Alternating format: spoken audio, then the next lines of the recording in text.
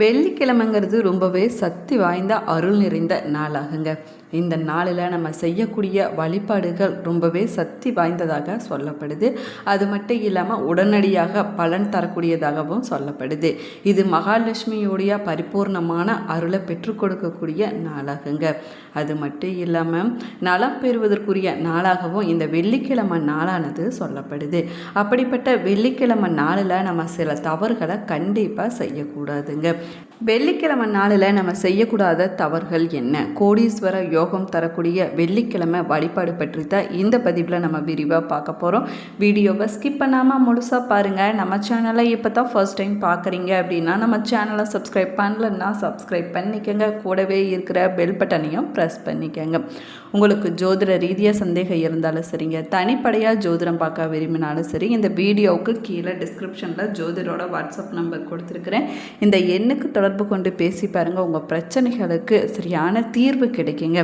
வாங்க வீடியோக்குள்ளே போகலாம். உங்களுக்கு மகாலட்சுமி தாயார் பிடிக்கும் அப்படின்னா ஓம் மகாலட்சுமியை போற்று என்ற வாசகத்தை மறக்காமல் கமெண்ட் பாக்ஸில் 3 முறை பதிவிடுங்க. நீங்களும் வெள்ளிக்கிழமை வழிபாடு செய்யக்கூடியவங்களாக இருந்தீங்கன்னா உங்களுடைய வேண்டுதல்கள் நிறைவேற்றுச்சுன்னா மறக்காமல் உங்களுடைய கருத்துக்களை கமெண்ட் பாக்ஸில் கமெண்ட் பண்ணுங்கள். வெள்ளிக்கிழமை நாளில் நம்ம சில தவறுகளை செஞ்சோம்னா மகாலட்சுமியுடைய கோபத்திற்கு ஆளாக வேண்டிய சூழ்நிலை உருவாகுங்க. அதனால் வெள்ளிக்கிழமை நாளில் நம்ம சில தவறுகளை தவிர்த்து கொண்டோம்னா மகாலட்சுமியுடைய அருளானது பரிபூர்ணமாக கிடைக்குங்க. வாரத்தில் வரக்கூடிய ஒவ்வொரு நாளுக்கும் ஒவ்வொரு கிரகத்தினுடைய ஆதிக்கமானது நிறைந்திருக்கும். இதனால் நவகிரகங்களுடைய அருளை பெறுவதற்காக அந்தந்த கிழமைகளில் அந்தந்த கிரகத்திற்கு உரிய வழிபாட்டையும் அந்த கிரகத்திற்கு அதிபதியாக விளங்கக்கூடிய தெய்வத்தையும் நம்ம வழிபட்டோம்னா நம்முடைய வாழ்க்கையில் ஏற்படக்கூடிய பலவிதமான துன்பங்களிலிருந்து நம்மளால் விடுபட முடியும் அப்படின்னும் சொல்லப்படுது. அப்படி வெள்ளிக்கிழமை என்பது சுக்கிரன் பகவானுக்குரிய நாளாகுங்க. ஒருவருடைய வாழ்க்கையில் மகாலட்சுமியுடைய அருள் கிடைப்பதற்கும் சுக போகமான வாழ்க்கை கிடைப்பதற்கும் சுக்கிர பகவானுடைய அனுகிரகம் ரொம்பவே முக்கியமானதாக சொல்லப்பட்டிருக்குது. அப்படி சுக்கிர பகவானுடைய அருளை பெறுவதற்கு வெள்ளிக்கிழமை நாளில் மகாலட்சுமியை நம்ம வழிபட்டு அவருடைய அருளை பரிபூர்ணமாக நம்ம பெற வேணுங்க. இதனால் நம்முடைய வீட்டில் சுபிட்சமானது ஏற்படும், நம்முடைய வாழ்க்கையானது நன்றாக அமையும் அப்படின்னு சொல்லப்படுது. அது மட்டும் இல்லாமல் சகல விதமான செல்வங்களும் நம்முடைய வாழ்க்கையில் கிடைக்குங்க. மகிழ்ச்சியான வாழ்க்கையானது அமையும் அப்படின்னு நம்பிக்கையாக சொல்லப்படுது.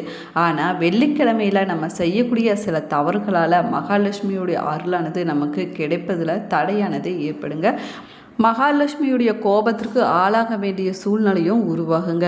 அப்படி நம்ம வெள்ளிக்கிழமை நாளில் கண்டிப்பாக செய்யக்கூடாத தவறுகள் என்ன அப்படின்னு பார்க்கலாம் வாங்க. வெள்ளிக்கிழமை நாளில் பணம் மற்றும் பொருட்களை நம்ம கடனாக கொடுக்கக்கூடாதுங்க. பணம் மட்டும் இல்லைங்க, பால், தயிர், உப்பு மற்றும் ஊசி போன்ற பொருட்களை மற்றவங்களுக்கு நம்ம கடனாகவோ தானமாகவோ கண்டிப்பாக தரக்கூடாது. அதே போல் கடன் வெள்ளிக்கிழமை நாளில் வாங்குவதையும் நம்ம தவிர்த்து கொள்ள வேணும். அதே போல் இந்த நாளில் வீட்டை தண்ணீர் ஊற்றி துடைக்கவோ இல்லைன்னா கழுவவோ நம்ம கூடாதுங்க. விளக்கு போன்ற பூஜை பொருட்களை வெள்ளிக்கிழமை நாளில் சுத்தம் செய்வதை நம்ம தவிர்த்து கொள்ள வேணும். அதற்கு முந்தைய நாளே நம்முடைய வீட்டையும் பூஜை பொருட்களையும் நம்ம சுத்தம் செய்து வைக்க வேணுங்க. விளக்கேற்றிய பின்னாடி வீட்டை பெருக்குவது, குப்பைகளை வெளியில் போடுவதை தவிர்த்து கொள்ள வேணும். அதாவது மாலை நேரத்தில் நம்ம பெருக்குவதை தவிர்த்து கொள்வது ரொம்பவே நல்லதுங்க. அதே போல் வீட்டில் இருக்கக்கூடிய பெண்கள் வெள்ளிக்கிழமை நாளில் யாரிடமும் கோபப்படக்கூடாதுங்க. அதே போல் அழக்கூடாது. வெள்ளிக்கிழமை நாளில் மாலை நேரத்தில் வீட்டில் கணவன் மனைவி சண்டை போடுவது மகாலட்சுமியுடைய அருளை தடுத்து நிறுத்திவிடும் அப்படின்னும் சொல்லப்படுதுங்க. எந்த துணிகளையும் இந்த நாளில் நம்ம துவைக்கக்கூடாது. செருப்பு மற்றும் துடைப்பத்தை வீட்டு நிலைவாசப்படிக்கு நேராக நம்ம கலற்றி விடக்கூடாதுங்க. அதே போல் துடைப்பத்தை நம்ம நேராக வைக்கக்கூடாது. அதே போல் வெள்ளிக்கிழமை நாளில் மாலை நேரத்தில் நம்ம தூங்குவதை தவிர்த்து கொள்ள வேணும். அதே போல் வீட்டில் நம்ம இருள் சூழ்ந்திருக்கும்படி பார்த்து கொள்ள வேணுங்க. வீட்டிற்கு வரக்கூடிய விருந்தினர்கள் மன மகிழ்ச்சி அடையும்படி நம்ம வழி அனுப்பி வைக்க வேணும். விருந்தினர்களை நம்ம அவமதிக்க கூடாதுங்க. அவங்க மனம் வருத்தம் படும்படியோ வேதனைப்படும்படியோ நம்ம சொற்களை பேசக்கூடாது. இப்படி நம்ம செய்வதனால மகாலட்சுமியுடைய அருளானது பரிபூரணமாக கிடைக்காது அப்படின்னு சொல்லப்படுதுங்க.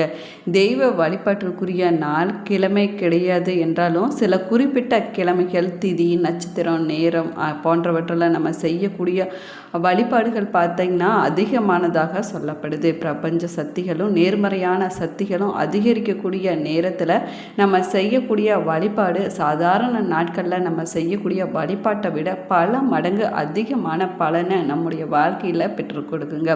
மந்திர ஜபத்தோடு நம்ம செய்யக்கூடிய வேண்டுதல்கள் மிக விரைவான பலன்களை பெற்றுக் கொடுக்கும்.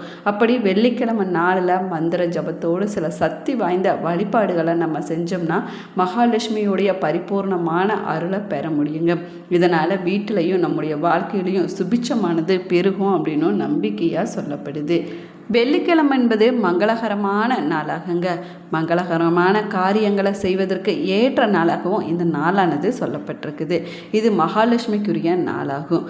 செல்வங்களை அள்ளித்தரக்கூடிய சுக்கிர பகவானுடைய ஆதிக்கம் நிறைந்திருக்கக்கூடிய அற்புதமான நாளாகும். பொதுவாக நம்ம வெள்ளிக்கிழமை நாளில் செய்யக்கூடிய எந்த ஒரு வழிபாடும் செல்வ வளத்தை அள்ளித்தரும் அப்படின்னும் சொல்லப்பட்டிருக்குது. செல்வம் அப்படின்னு சொன்னாலே நம்முடைய நினைவுக்கு வரக்கூடியது பணம், பொருள் அப்படின்னு தாங்க நம்ம நினைப்போம். ஆனால் அதை விட முக்கியமானது நிம்மதி, மகிழ்ச்சி, குழந்தை பாக்கியம், திருமண பாக்கியம், நாணம் போன்றவை தாங்க. இதை எல்லாத்தையுமே செல்வங்கள் அப்படின்னு தான் சொல்லுவாங்க. இவை அனைத்தும் கிடைத்தால் மட்டுமே ஒருவருடைய வாழ்க்கையானது முழுமையடையுங்க. இதனால தான் பெரியவங்க வாழ்த்தும் போது 16 விதமான செல்வங்களையும் பெற்று வாழ வேணும் அப்படின்னு வாழ்த்தி நம்ம கேள்விப்பட்டிருப்போம். அப்படி வெள்ளிக்கிழமை நாளில் நம்ம செய்யக்கூடிய சக்தி வாய்ந்த வழிபாடு எப்படிப்பட்ட வறுமையில் இருப்பவங்களையும் கோடீஸ்வர யோகத்தை பெற்றுக் கொடுக்குங்க. இந்த பூஜையை நீங்கள் தொடர்ந்து செஞ்சுட்டு வந்தீங்கன்னா வீட்டில் படிப்படியாக செல்வ வளமானது உயர தொடங்குவது உங்களால் பார்க்க முடியும். இந்த வழிபாட்டை செய்வதற்கு வெள்ளிக்கிழமை நாளில் ஒரு தாம்பலத்தை நீங்கள் எடுத்துக்க வேணும். இதில் ஒரு பெரிய காயத்தை வைத்து அதன் மையத்தில் பெரிய முக்கோணம் வரைந்து நீங்கள் வைக்க வேணுங்க. இதற்கு மத்தியில் ஓம் சக்தி என்று நீங்கள் எழுதி வைக்க வேணும். ஓம் சக்தி என எழுதப்பட்ட காயத்தின் மீது வெள்ளை தாமரையை நீங்கள் வைக்க வேணும். வெண் தாமரை கிடைக்கல அப்படின்னா செந்தாமரை கூட நீங்கள் கிடைச்சிச்சின்னா அதை பயன்படுத்திக்கலாங்க. இந்த 2 தாமரையில் எந்த தாமரை கிடைச்சாலும் நீங்கள் பயன்படுத்தி கொள்வது ரொம்பவே நல்லது. அது மட்டும் இல்லாமல் உதிரி மல்லிகைப்பூ மற்றும் ரோஜா இதழ்களை நீங்கள் உதிர்த்து வைக்க வேணுங்க. 2 பூக்களையும் கலந்து வைக்க வேணும்.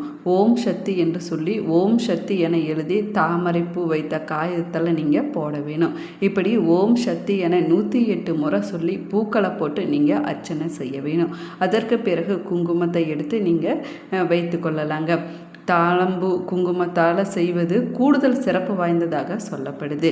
இந்த குங்குமத்தை கொஞ்சம் கொஞ்சமாக எடுத்து ஓம் என்று மட்டும் நம்ம 14 முறை சொல்லி அந்த பூக்கள் மீது நம்ம வைக்க வேணுங்க.